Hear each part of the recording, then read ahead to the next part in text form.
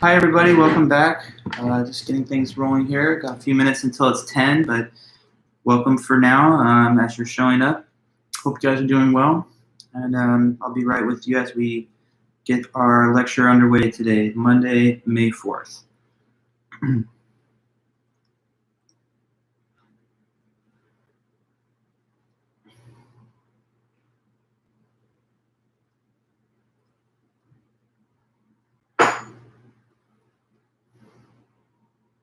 Hello.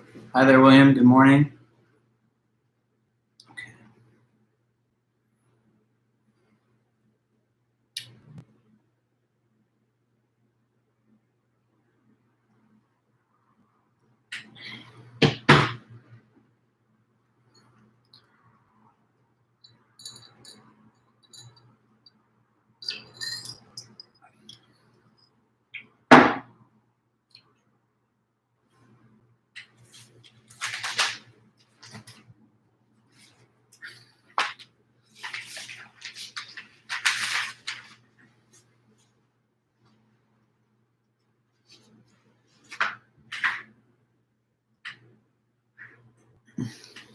Hello, Kaylee. Hi.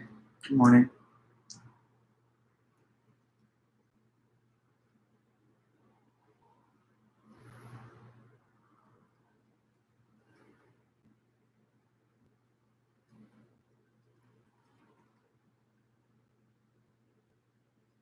Hi, Emily. Hi, Jessica. Hey, guys. Good to see everybody again.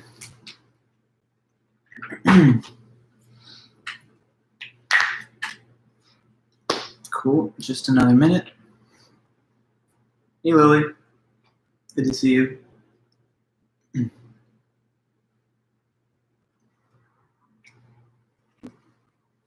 I wonder how much of you guys' classes are on Zoom right now. I know we're doing YouTube. Probably a lot of you guys are using Zoom. I'm just curious if you've had a different experience with that, like, because in the fall, when the semester starts, and I mean, who knows if it's going to be online again in the fall or not, but I kind of improvised, halfway through the semester because I'm comfortable with YouTube and I've used it a lot, but I'm not sure what I should do in the fall, if I should switch to Zoom or if I should only one of your classes on Zoom, Emily. Interesting. Yeah, see, you're saying you prefer this. The thing about Zoom is, okay, there's the cameras. What I've heard other professors talking about is that most of the people actually just have their cameras off anyway, so the interaction would be similar if that's the case. I don't know. I feel like it could get distracting just having a bunch of different visual stuff going on all at once. But I do like to have at least one interaction at the beginning with the students where we have a face-to-face, so everyone can just kind of see each other one time. So I'm thinking maybe it start first meeting introductions on Zoom, then switch over to YouTube. Brian, you're saying you think interaction is easier, but in which app? Not sure what you're referring to. Is the interaction in Zoom a little easier, or you mean the interaction here is easier? Maybe if you mean Zoom, because you can pop your camera in and then it's easier, or what? I'm not sure what you meant, but I'm happy to take a constructive criticism if you think Zoom's a little easier to interact in. In Zoom, okay, I see what you're saying. Oh, I'm not saying I know anything about our next semester plans. At Cal State Fullerton, they're going to start off with online at the beginning, but I haven't heard an announcement yet from Chapman. I'm thinking a lot of campuses will be opening by then, but we have to kind of observe events and see how things play out with the whole flattening of the curve and all that. But with our campus, it's something I'm not sure about yet. But certainly discussions are ongoing, and one option is to have online in the fall. Oh no, I mean, no, Brian, it's a fair question. There are multiple different modalities, different apps that people can and do use. YouTube was something that I knew that I would be able to just jump into right away on a short notice, because basically, I mean, if you guys remember, I taught your lecture, and then later that same afternoon, literally 2 hours later, we all got an email that said, okay, fully online. So we had no time to adjust. And then Emily, you're mentioning how you like the classes being available for after class for review. Yes, I like the asynchronous component where things are archived. I don't know, there's probably a way of doing that on Zoom too, but it might be a little more complicated. Anyway, good feedback, guys. no big deal. Just thought I would throw out that quick question. So let me ask another question. Did any of you guys notice my email distribution this morning to the class? I sent the study guide for the upcoming final. Who could just tell me that you saw that or that you received it? Just wait for your answer. Okay, good, William. Yes. So that's the study guide, full study guide for our final. We're going to have 2 class periods plus some additional time that I'll set aside for the equivalent of like office hours. So we're going to have a lot of time next week to go over the whole study guide, and that's the list of questions that I'm going to select from when I craft your final. But you've got over 2 weeks to work with it. You know, the final exam is on Tuesday the 19th. Today's the 4th. So between now and then, it's all about turning your paper in on Monday and then, of course, taking your exam on the 19th. Those are the last 2 things in our class. We have a couple of lectures this week, and then next week, Wednesday, Friday, 2 review periods, and then the exam. So we're making progress towards the end. Now that you have the study guide questions, you can get started looking at them, formulating your responses. You know, you're going to have your notes in the book and everything when you take it, obviously. So you have a great opportunity to do very well on it as long as you prepare and you know, take your time with those questions. But I asked you, I think, 6 questions or something on the midterm. The final, you've got a lot more time to take it. So it's a 2.5-hour period. Therefore, I might ask you to answer instead of like 6, maybe 8 or so, just a couple more. But I'm going to select from that study guide. I'm going to select most of the questions from the second half of the list, but I'll take a couple also from the beginning to keep it cumulative. Anyway, that's just a quick announcement about the final exam and the study guide. So it's been distributed. Make sure you check it out. I think I may have accidentally mailed 2 of them to you guys this morning. My bad, but they're both the same. So at any rate, if you saw 2 messages, they're identical. Okay. So then here's the plan for today. I just want to kind of cap off and summarize the notes from Alan Turing that we were talking about last week on Friday. And then we're going to switch to a new topic now. That'll be our last topic of the semester, which is life and death. And we have a few authors to review on that. But back to Turing just for the moment. Okay, so Alan Turing, I'm just going to talk through some review of our notes on Friday. He is the inventor of the digital computer, and he wrote a paper in 1950 called Computing Machinery and Intelligence. Basically, in this paper, his argument is that machines, or you could call them computers, but basically machines will someday have consciousness. They'll be able to think and have consciousness just like we have. If this could be somehow established by means of a good argument, then that would help probably to support physicalist views of the philosophy of mind, because a computer or a machine is demonstrably a physical object. And if it had consciousness, then I guess consciousness could arise from a purely physical basis, perhaps.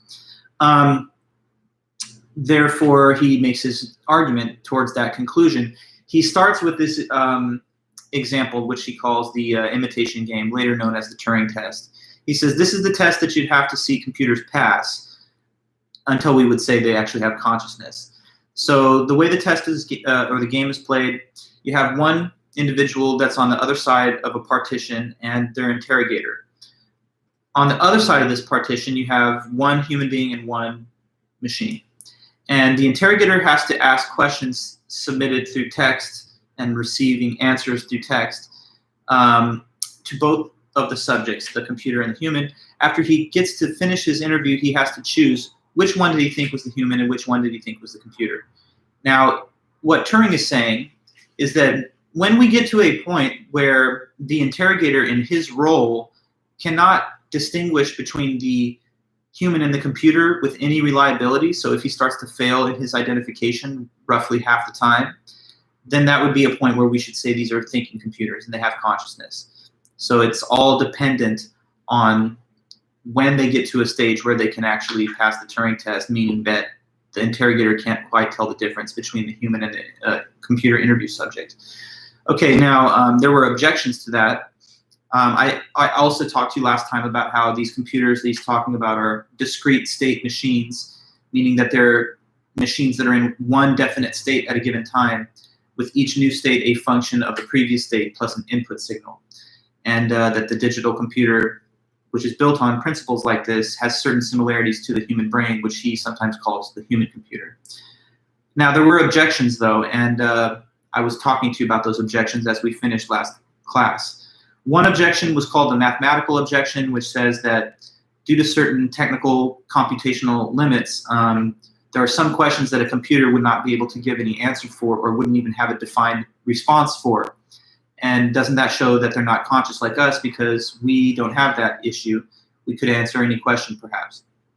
In reply to that objection, Turing said, well, we're not actually so much different as humans because there are also questions that a human brain cannot possibly give a coherent answer to either. Like, I don't know, is the universe infinitely old or did it start at some time? Let's see, what's the biggest number? What's the smallest number? So there's lots of questions that the human brain is also not capable of providing any kind of reasonable response to. Therefore, he thinks the difference mentioned here is one just of degree, but not of kind. Another objection was the objection from consciousness, and I think that was the last one we talked about, or at least in full detail. That one says that no matter how well the machines do in the game, they would never really have consciousness because despite their behavior, they're not really feeling or thinking anything or sensing anything inside. They're just, giving an output, which is a string of characters that we can interpret as an answer, but that they don't actually have any mental experience when they give the answer. And in response to that objection, Turing said that, well, you can't really determine whether any individual has consciousness except for yourself by being them and feeling their experiences, because you only have the one first-person experience of your own being. So to judge that other things have consciousness, you're limited by the observation of their observable behavior. And so if behavioral criteria is the only test of consciousness, then when machines behave in a way that's indistinguishable from human-like behavior, why should we deny that they have consciousness? If we did, we would be kind of entertaining skeptical doubts that he thinks are a little bit too skeptical. Okay, and then the other objection that I just wanted to quickly put on the table, but I'm just going to talk with you about it because I want to move on here quickly. This would have been Lady Lovelace's objection. Okay, so Lady Lovelace was a friend of Turing, and she would oftentimes test his ideas by trying to provide solid counter-arguments to the things that he was discussing. So he named this objection after her. It's the objection that the machines are not really conscious like us, because even if they look like they are, and even if they act like they are in these games, they're still only doing what they've been programmed to do. And we are not the same, because a human brain or a human being can do really random, spontaneous, creative things that don't bear any resemblance to a pattern of behavior in the past. So whereas the machine can only give you answers based on the programming it has been given, a human being is kind of unlimited in their potential to construct random, creative, and unpredictable patterns of behavior. Okay, so, but in response to this objection, Turing has a reply. He says, once again, kind of similar to his reply to the mathematical objection, that the human brain is not so much different here from the computer as it may seem. Because although we exhibit a much more diverse variety of possible behaviors, we also are limited to the things that we've been informed about by outside sources. So take, for example, a baby that's born today. A lot of babies are going to be born today. But can the baby speak, let's say, a language today on day one? No. But then fast forward 10 years into the future, and we're going to have a young child that does have a pretty good mastery of their native tongue. So what's the difference between day one and 10 years in, such that on day one there's no speech, but 10 years later they're talking and writing? Well, it's not that the language came up and bubbled out from within them. They had to be informed about the language by their parents, by their environment, by the community of language speakers that they acquire the language from. And if they had never had those external inputs given to them, then they never would have developed the full capacity of language that they do exhibit later. So whether it's language, walking, riding a bike, or anything else, the brain can reflect on and consider information, but only once it has acquired the information from somewhere. You, for example, I don't think could have probably told anybody much about the Turing test, let's say 2 months ago, but now you can. And what's the difference between you then and you now? Not that you just started thinking about it on your own from the inside, but because me and the book, etc., informed you about the information from external source. So you could argue that the human brain is also subject to limitations in terms of what information it has already accessed. Therefore, you also can only do the things that you've been programmed to do, in the sense that you can only think about or act on information that you've acquired from somewhere else. And the reason that we don't think of ourselves as being similar to computers here is just because we have a much more vastly powerful human computer that is installed in our body. So the limitations are far more extensive than the digital computer would be. But it's another case of a difference of degree, but not kind. Okay, so that's me just kind of finishing and summarizing the last few notes I thought were important from Alan Turing. Now, with that all behind us, we are going to head into the last topic. So we're switching to the last full subject of the semester, and this is the case, the question, the topic of life and death.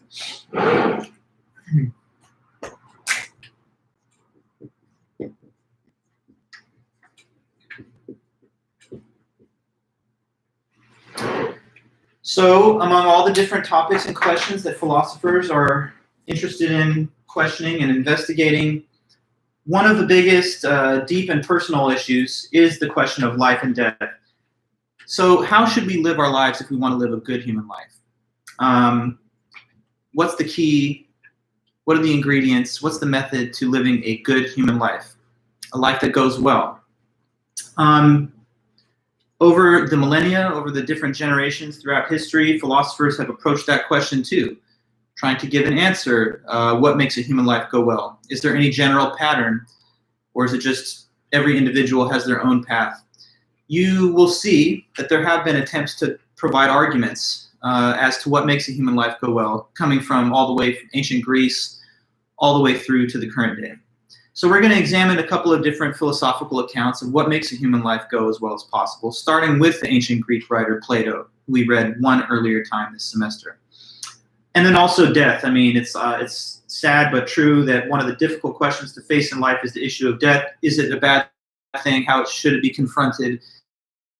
What are the reasons why or why not? So maybe we'll get a chance to touch on that as we get further through this term, or through this topic, I should say. So yeah, we're all living human lives, and I think that no matter how nihilistic or jaded you may be, you want your own life to go well at a minimum, right? I mean, sometimes people, it's hard to get them to stop for a moment and think about anybody else's life, which is sad. But despite that, I think almost everybody, unless they're really depressive, cares about how well their own life is going. Most people, if you ask, how do you want your life to go, they wouldn't just shrug and be like, I don't know, good, bad, as long as it goes some type of way, that's all I care about. No, you want your life to go well. I don't think you're neutral on that. So if you want your life to go well, is there anything a philosopher can tell you about what might lead to that good life that you want? And what are the ingredients or the requirements for that? Could a rational assessment of this be made? Well, we're going to try and figure out what has been said over the different generations, starting way back at the cradle of civilization in the ancient Greek world. So the first account of what makes a life go well is coming to us from Plato. Plato, classical ancient Greek philosopher who lived thousands of years ago, from 428 to 347 BC, before the Common Era. Now, Plato wrote a very important book. The most famous, classic book of Plato's that is, he's well known for, is called The Republic.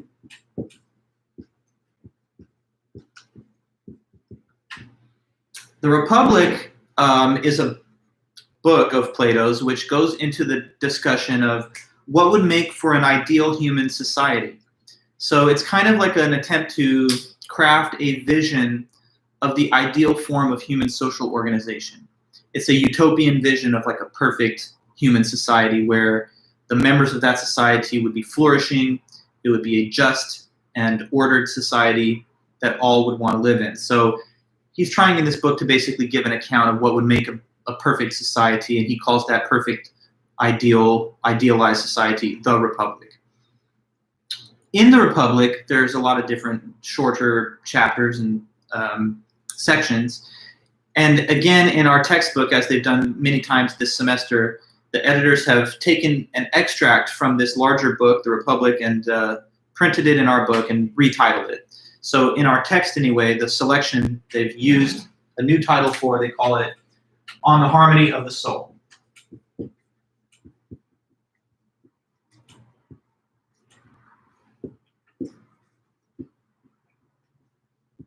Okay, so in our textbook, it's called On the Harmony of the Soul. But just so you know, for real, it's like a little piece of the Republic, which they've just given this retitled name to. So what we're going to do then is try and study this little piece of Republic to understand what Plato's idea of the ideal human's society and individual life would be. So let's go into that. Now remember that Plato's main teacher is Socrates, and we talked a little bit about his life and death when we discussed epistemology and when we read the Platonic dialogue, the Meno. As before, and as in many of his writings, in this piece, Socrates is the main talker, the main speaker, and he's engaged in conversation with a man named Glaucon, who is Plato's older brother. So we're reading here a little dialogue between Socrates and Glaucon, the older brother of Plato. And as I think I mentioned before, the style of writing in these Platonic dialogues is almost like it reads like a play, where you have different characters who give their dialogue and engage in conversation. So it's Socrates and Glaucon talking about what would make a human life go as well as possible, and it's found within the Republic. So now I'm going to try and, we've got the title and identifying information. I'm going to clear the board, and we'll talk about some of the ideas that's in this writing. Okay, so Plato's Republic, crash course on the Republic. The first thing I guess I needed to say about this writing, you need some context, because by the little section that we have in our text, they really skim quickly over some ideas that are important for you to know, for you to have a total comprehension of this, this author's argument or idea. So the argument of Republic is that in the ideal society, right, this Republic that he's talking about, there would be three main parts of society. So there's three main parts of the Republic, three major sections, offices, professions, into which people in the Republic would be placed. Okay, so there's three main parts of the Republic.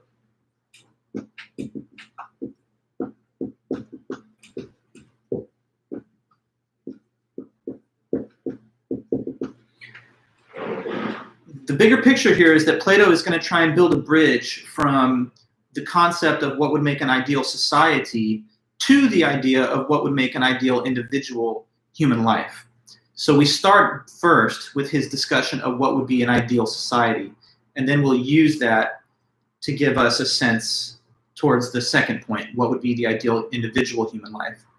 But anyway, the three main parts of the Republic, what are they? Okay, so three main elements or components, if you will, of the society.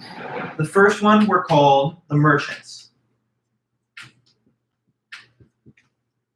Okay, what's the merchant class? Well, this is like the equivalent of our modern day working people who own and operate small businesses, the type of individuals who just produce goods and services, which they will then trade or sell for a profit. Okay, so produce goods and services.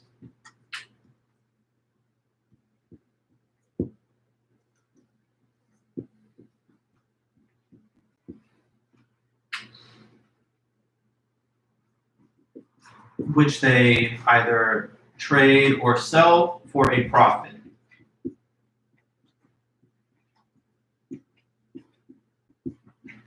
Merchants. Now, the merchant class is the largest class of people in the Republic, because I guess it's sort of like modern Western democracy that we live in. Most people are just working people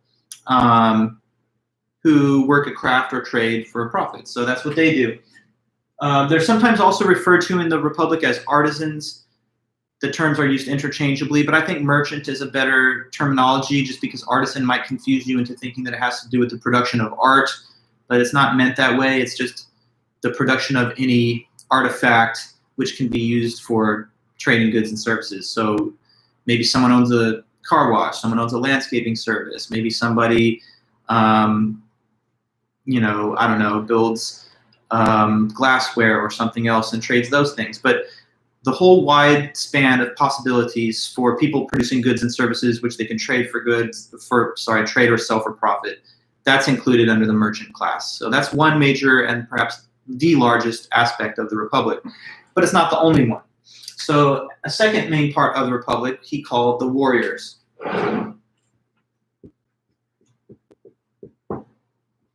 And the warriors have a wholly different function or task to perform within the society. So they're basically the equivalent of like military and police forces. So these are the security services. Their job is not to produce goods and services and trade them for profit, but instead to provide for the security and stability of the society. So what they do is they protect and defend the society against external threats and internal instability. So protect the Republic against external threats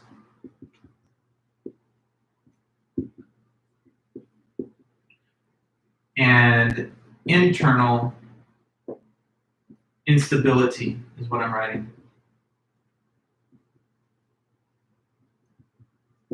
So like police or military, basically, or National Guard. In their role as warriors who defend the society, suppose that there was like an invading force threatening the society with an attack. Then the warriors would be called into service to try and repel that attack, like an invading army. So that's one case. Another possible case, I don't know, imagine that riots were breaking out, which had to be suppressed in order to restore order.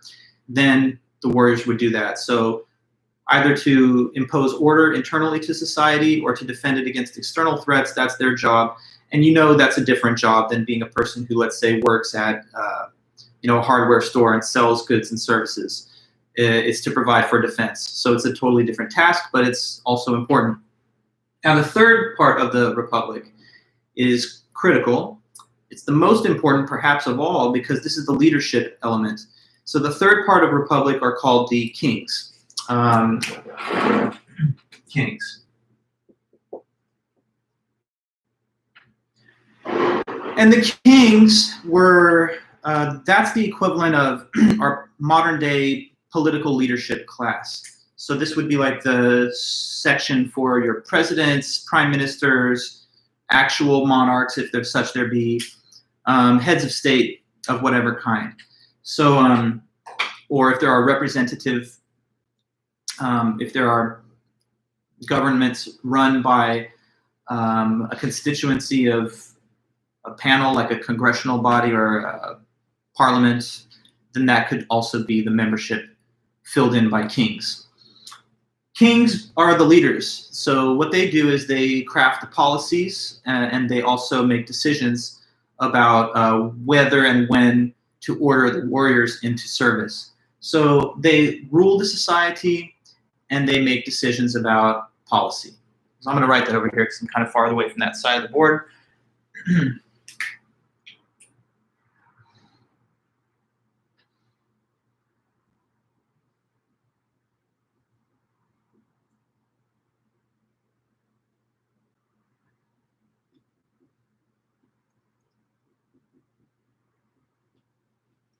So they rule society and they make the policies in the society. Now, the belief of Plato in this book is that if a society is going to be working at the highest possible level, then these three parts of society have to cooperate with each other, do their job, and not try to overstep their boundaries, basically stay in their own lane and don't try to do the job of the other parts. So the warriors could be great warriors, but they shouldn't, let's say, try to overthrow the kings and assume power, because they're not the kind of individuals who can make those decisions that kings can make. Likewise, the kings should rule over society, but let's say they shouldn't be the ones micromanaging battlefield decisions, because in their capacity as kings, they are very reflective and discursive, but on the battlefield, you need quick and decisive action, not, let's say, like a philosophical debate. So they each have an important job to do, but just their job and not the job of other parts. So one part of the harmonious functioning of the good republic is when the different components of it do their job distinctively, but not the parts of the other elements, and that they submit willfully to the proper leadership of the kings. There's a little more, though, that I have to say to you about how people would be placed into these different categories. Okay, so in our modern day American system, and not just America, but like, Western liberal democracies around the world, we tell people that if you want to be anything in this society, you're free to choose. So like maybe you could be like the biggest, toughest, brawniest person who would be a great warrior. You could be very capable of providing for physical defense. But if you want to just be, let's say, a person who works a job selling shoes and making shoes, if you're a shoemaker, you're free to do that. You could be this big, tough, looking like you ought to be in the military or something, but just selling shoes. You're free to do that in our world. Or on the other hand, you could be like the most intellectual, wise person who would be a very good political leader. But suppose that you just choose that you want to offer your life to the defense of the nation, then you could enlist in the military or the police, and you're free to do that in our society too. So in modern American and liberal democracies, we give people the liberty to just choose which station they'd like to place themselves in according to their interests and desires. But it's not the same way in the Republic. So a big difference here, even though there are similarities between our system and the Republic system, there are a few differences. One is that people would be placed into the category of the Republic where their abilities and skills most naturally put them. So you wouldn't have the flexibility to determine on your own which part of society you would end up in. In fact, it would be dictated by your performance on testing and evaluation that happens throughout your entire educational process. So let me tell you how people then got placed into the different categories of the Republic. First of all, there would be this period of primary education that everyone would be exposed to. That's kind of like the equivalent of our modern day K through 12, primary schooling. So say that someone had completed their primary education, which in the Greek mind, it included things like mathematics, literature, gymnastics, sports, music. When they finished that primary course of education, they would be expected to take this major examination on all their different subjects. And their performance on that exam would be evaluated, and they could have one of two possible results. One possibility is they did not pass that exam, or the other possibility is that they did. So let's see what happens in two cases. Suppose that at the conclusion of their education, for primary education, they took this exam and they did not pass. Okay, well, what that means is that in this Republic system, since they failed that first major exam, or didn't pass it anyway, the judgment of society is that they're not the most intellectually gifted of all members of society. So those who failed the first hurdle basically get placed into the warrior class straight away, because the thought is they're going to be more useful in society offering their physical rather than their intellectual capabilities. So had you failed at the first hurdle, you're going into the warrior category, like it or not. Suppose that you did, though, better than that, and you actually passed that first major exam successfully. Okay, well then in that case, you get appointed to a second higher course of secondary education. So now you're on to your higher education. You do that for a while, and now at the conclusion of this second order of education, you're given a second exam, which is more advanced than the first one, obviously. So the second exam, again, has two possible results that can happen. Say the person didn't pass this second exam. They passed through the first one, but then they got stalled at the second hurdle. Then that type of individual gets sorted into the merchant class. Okay, so the belief is that in that case, the person has some intellectual capacities beyond the lowest of the low because they passed the first exam. But since they didn't successfully pass the second one, they're not the absolute intellectual cream of the crop elite that should be allowed to continue further through their education. So they're going into merchant class where you need some intellectual skills and abilities, but not the kind of higher level abilities intellectually that equip you to be a king. Suppose, though, that you did succeed at that second test as well, and you passed that hurdle. Now you get placed into a third, tertiary, even higher order course of education, which continues well into your adult life. And then at the conclusion of that third tier of education, you simply enter the ranks of the kings, and you're one of the rulers of the society. Now Notice how then people assume positions of political power in the Republic. It's not at all like it would work in our modern day system. In fact, Plato and Socrates insisted on this point. They said democracy, which is our system, is bad. It's not the right type of social organization. Now, I'm not endorsing that view at all. I don't necessarily agree, but it's something that was argued in this Republic book. And the reason that Plato and Socrates say this is because they worried that in a democracy, where the reason that someone, let's say, becomes a president or head of state is because they got the majority of votes, that could lead to tyranny of the majority. In Plato's system, the reason that someone is a king is because they have earned it through intellectual excellence that has been demonstrated through rigorous testing and evaluation. What Plato worried about is that if you didn't have this type of control on the type of person who became a king, then you could get people that were idiotic, imbecilic, and just able to capture a majority of the voting population, but were not actually intellectually skilled and gifted in order to make fine and wise decisions that would lead the entire society in a productive and positive direction. So they worried that democracy would eventually lead to the establishment of a tyrant who would simply appeal to a majority of voters, but wouldn't have the intellectual capacity that justified their occupation of power. So anyway, in Plato's system, it's not a democracy. You have to earn your place as a king through this rigorous, advanced method of higher and higher education. But according to Plato's thought, when people are placed in their category of society based on this method, then they're in the category which they should be in based on their abilities, not just because they would like to be there, but based on their actual aptitudes as demonstrated in testing. Now, after this, I've just talked to you about the three parts of the Republic and how people were placed into the different domains. We have to add to this by talking next about what are the different virtues that each of the three parts of the Republic would exhibit if they were in their ideal state. So the word virtue that is used by Greek writers here refers to a quality that a thing would have if it is able to perform its function excellently well at a very good high level. So let me write the definition of virtue, and then we'll discuss that a little bit. Because what he's saying is that each part of the Republic, if it's going to do its job at the best high level, it should be working with a certain virtue in place. So now that's going to be discussed. Virtue.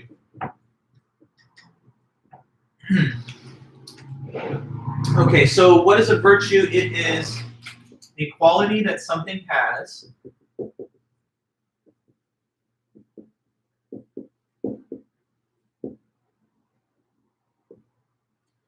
when it is able to perform its function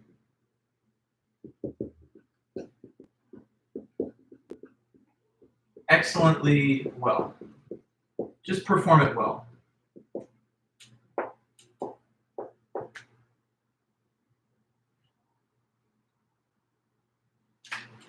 Okay, definition of virtue there. And let me try to explain with a quick example. Okay, so we're talking right now about the function of a thing. So that's like what its number one essential task is that it would perform. So let me use an easy example for the sake of discussion. Take a kitchen knife. What's the function of the kitchen knife? Like, what is it there for? It's there for a specific reason. It's there to accomplish a specific type of task. So what is the prescribed function of, let's say, a kitchen knife? It's there to basically perform this task, and I think it's easy to say. When one's dealing with a knife, the reason they have the knife is so that they can what? Cut food. Okay, good, exactly. Now, what is the quality that if a knife had that quality, then it would be a very good knife. It would be very good at cutting food if it had this virtue of knives. Now I'm asking you to tell me, what is the virtue of the kitchen knife? The quality that when they have this, they are good at their job. Sharpness, exactly, William. So what's a good knife? A sharp knife. A sharp knife can do its job very well, which is to cut things. A dull knife lacks that virtue, and that's what makes it a bad knife that doesn't function as well. Okay, so just as an example of the concept being defined on the board here, a virtue of a thing is, once again, the quality that if it did have it, it would enable it to do its particular job or task well. Okay? So if it was a kitchen knife, the virtue would be sharpness. If it's a marker, then I don't know, the virtue would be ability to write. Now we're going to go into these three parts of the Republic, and according to Plato, there's a virtue for each one. So there's a quality that each one would have if it was capable of doing its job very well.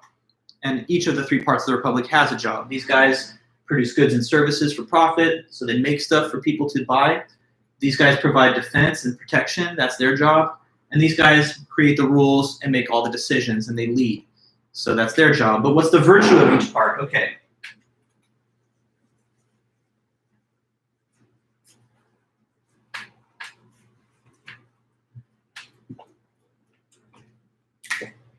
Okay, so the virtue of the merchant class is the term or concept of temperance.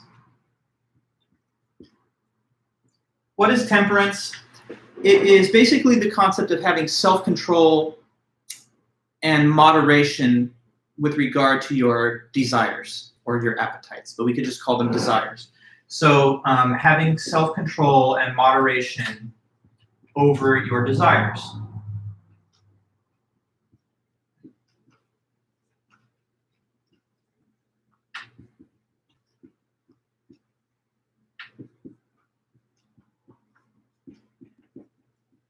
So it's like, just being able to not get too greedy and not want things so badly that you can't control the desires that you have. So if you have temperance, then you want certain things, but you also know when it's okay to hold back and when it's okay to have enough. A person that does not have temperance can never get enough. They can never get enough of the things they want, and they're obsessed with getting more and more and more. So merchants, what they're trying to do is make a profit, right, from the sale and the trade of the goods and services that they make. And they can be good for society, and they can do their job very well, but only if they have a little bit of self-control over the desire for wealth and profit. Because if they have no control over that and no moderation, then what will they do? They'll end up being bad merchants who produce, let's say, low-quality products and services at an inflated rate to the consumer.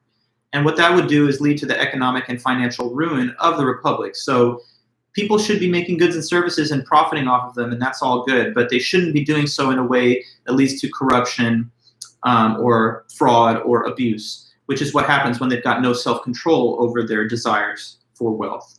So good merchants that are doing their job in a way that is both beneficial to them and the larger society are temperate merchants, merchants that basically can draw lines and know when their desires are getting out of hand. So they keep their desires in check and have a little healthy dose of moderation and self-control. Next up, we've got warriors. So the warriors have a whole different job. Their job is not to provide for goods and services, but rather to provide for the common defense against whatever threats or instability may exist. So their virtue is instead the virtue of basically courage. So I'm just going to list the virtue here without writing the word again, and you'll see that that's what they're all referring to. So in this case, the virtue is courage. And what's the definition of courage? Well, it's basically just being willing to face danger in order to do what is right or necessary.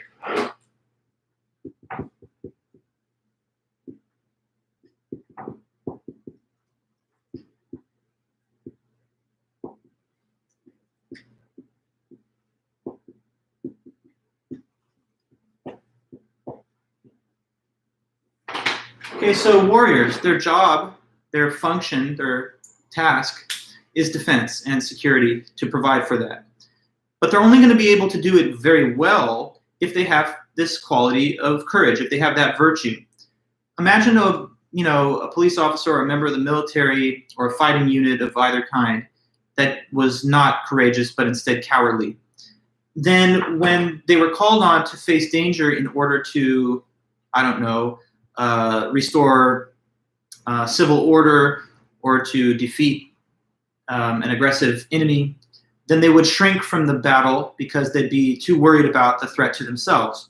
But then they would not be very good at their job, right? If a police officer said, I can't get into this chase because I could get hurt, then they're not going to apprehend the suspect. Or if you have military people that say, well, we could go fight on that hill, but there's enemy fire coming back. So do we really want to do that? I mean, maybe we should just retreat. Then they're going to lose their war. So warriors who are expected to provide for security and defense, they're taking risks in the discharge of their duties, but they have to be capable of taking those risks without too much fear.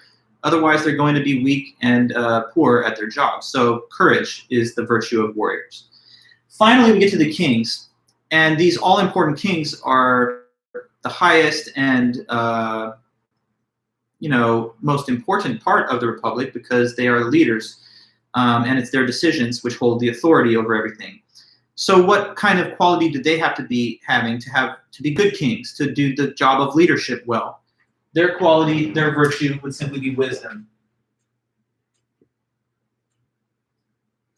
And wisdom is just the ability to make good judgments and to have good long-range planning. So I'm going to go over there and write that down.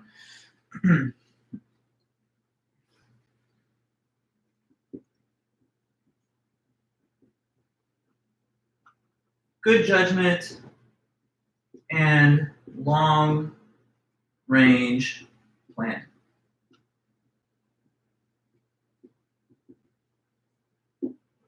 Okay, so the kings, they run the whole show, right? They're in the charge of the society.